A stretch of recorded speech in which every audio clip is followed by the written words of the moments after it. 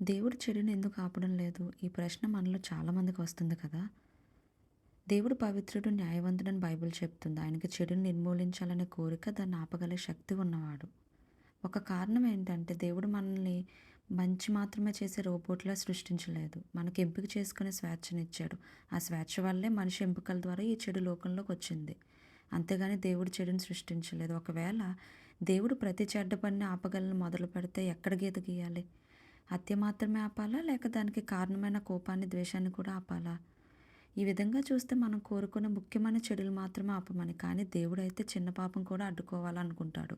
ఎందుకంటే అవే పెద్దగా అవుతాయి. దేవుడు వెంటనే తీర్పు తీరిస్తే నోవా కాలంలో వరదల్లాగా ఎవ్వరూ మిగలము.